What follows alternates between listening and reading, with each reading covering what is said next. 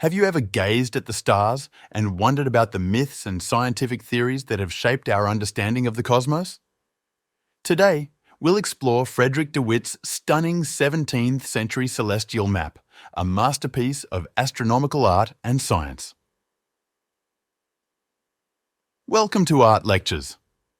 Today, we're examining an oversized and beautifully engraved double hemisphere celestial map created by the Dutch cartographer and artist Frederic de Wit around 1680.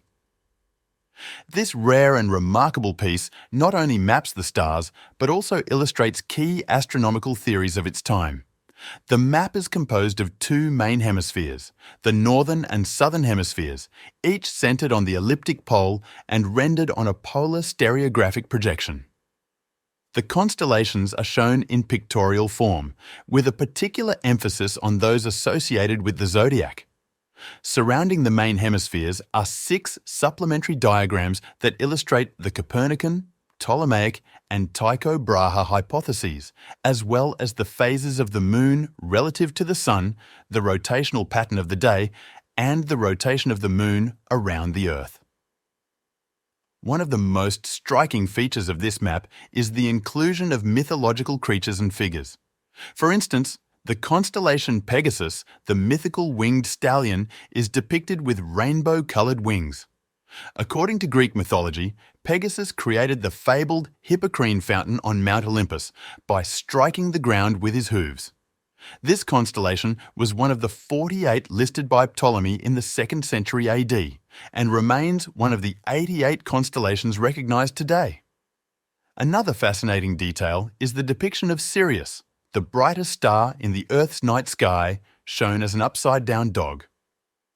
This star has been observed since ancient times, known as Sopdet in Egypt.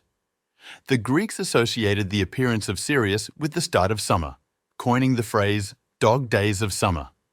In de Wit's map, Sirius is depicted as chasing the constellation Lepus, the hare. The map also includes the constellation Thetis, a sea monster from Greek mythology. The story goes that the goddess Cassiopeia angered Poseidon by claiming her daughter Andromeda was more beautiful than the Nereids, sea nymphs. In retaliation, Poseidon sent Cetus to attack. Andromeda was chained to a rock as a sacrifice, but the hero Perseus arrived just in time to save her and slay the beast. Surrounding these constellations are detailed diagrams explaining various astronomical hypotheses of the time. The Illuminatio Lunae per Solem illustrates the phases of the Moon in relation to the Sun.